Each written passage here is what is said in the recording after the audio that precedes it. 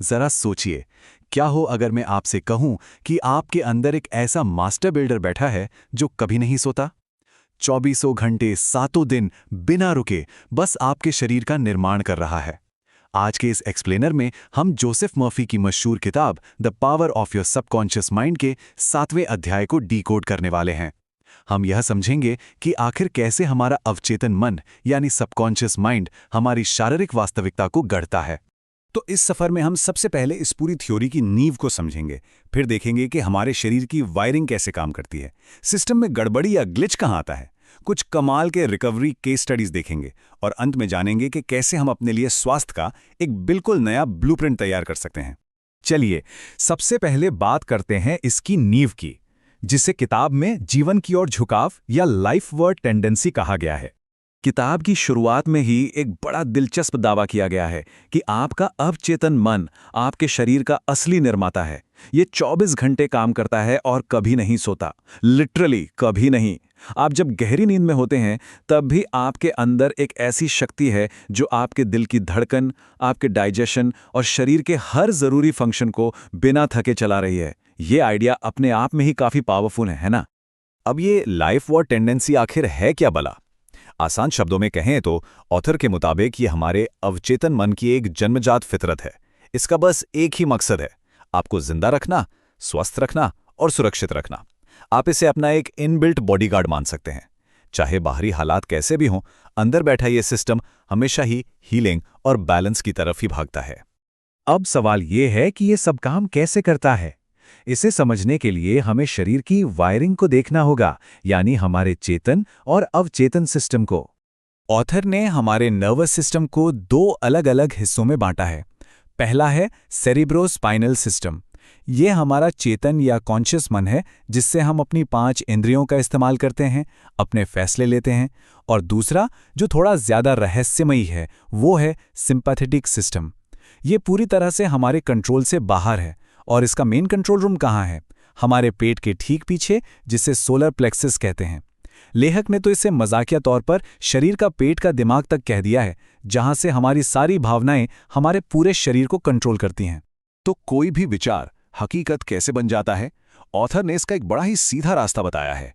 जैसे ही हमारा चेतन मन किसी विचार को सच मान लेता है, हमारा ब्रेन उसे सीधा उस पेट के दिमाग यानी सोलर प्लेक्सस को भेज देता है। और अवचेतन मन, वो कोई सवाल नहीं पूछता, वो ये नहीं सोचता कि आइडिया सही है या गलत, वो बस इसे एक ब्लूप्रिंट या ऑर्डर की तरह लेता है और लिटरली उसे हमारे शरीर में एक भौतिक वास्तविकता बनाने के काम में जुट जाता है। लेकिन रुकिए, अगर हमारा सबकॉन्शियस हमेशा हमारी भलाई चाहता है तो फिर हम बीमार क्यों पड़ते हैं? यहीं पर आती है हमारे सिस्टम की तकनीकी खराबी, या जिसे हम ग्लिच कह सकते हैं। किताब यहाँ एक बहुत ही बोल्ड क्लेम करती है, बीमार पड़ना नॉर्मल नहीं है। जोसेफ मर्फी कहते हैं कि हमारे शरीर की डिफ़ॉल्ट सेटिंग संपूर्ण स्वास्थ्य है। बीमारी कोई प्राकृतिक अवस्था नहीं है। ये तो एक बहुत बड़ी असामान्यता है। उनका तर्क है कि जब अवचेतन मन हमेशा जीवन की ओर भाग रहा है, तो शरीर में बीमारी का आना इस बात का सबूत है कि इस बेहतरीन काम कर रही मशीनरी में हमने खुद कहीं ना कहीं कोई रुकावट या गड़बड़ी पैदा कर दी है। तो ये गड़बड़ी आखिर आती कहाँ से है? इसका जवाब है डर, चिंता, व्यग्रता, ईर्ष्या और नफरत। ऑथर कहते हैं कि ये नेगेटिव इमोशंस हमारे शरीर में किसी खतरनाक कंप्यूटर वायरस की तरह काम करते हैं। जब हम इन विचारों को अपने दिमाग में पालते हैं तो ये हमारे सिंपैथेटिक नर्वस सिस्टम की वायरिंग को डैमेज करने लगते हैं। इसका सीधा असर हमारे शरीर के टिश्यूज और ग्लैंड्स पर पड़ता है। आसान शब्दों में कहें तो हमारे खुद के विचार ही हमारे शरीर के खिलाफ काम करने लगते हैं। अब जब हम प्रॉब्लम समझ गए हैं, तो चलिए इसके पुनर्निर्माण या सॉल्यूशन की बात करते हैं। किताब में इस रिकवरी के कुछ हैरान कर देने वाले हीलिंग केस स्टडीज दिए गए हैं। इन्हीं दावों को सपोर्ट करने के लिए फ्रेडरिक इलियस एंड्रयूज का एक बड़ा ड्रामेटिक मामला सामने रखा गया है। उन्हें पॉट्स रोग हो गया था, जो रीढ़ की हड्डी की खतरनाक बीमारी है और उस समय इसे लाइलाज माना जाता था। उनकी हालत इतनी खराब थी कि वो अपने हाथ पैरों के बल रेंगने को मजबूर हो गए थे।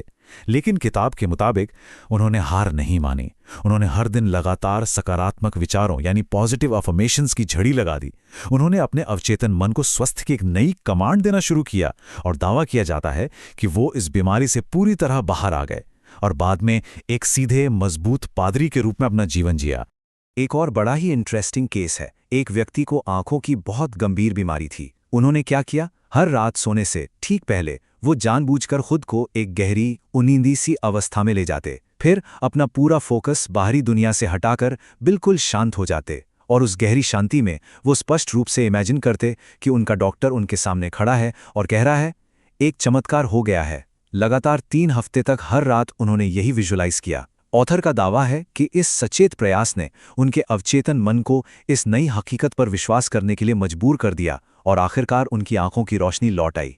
तो इन कहानियों से हम क्या सीख सकते हैं? यहीं से शुरुआत होती है हमारे आखिरी पड़ाव की, अपने लिए स्वास्थ्य और सद्भाव का एक नया ब्लूप्रिंट तैयार करना।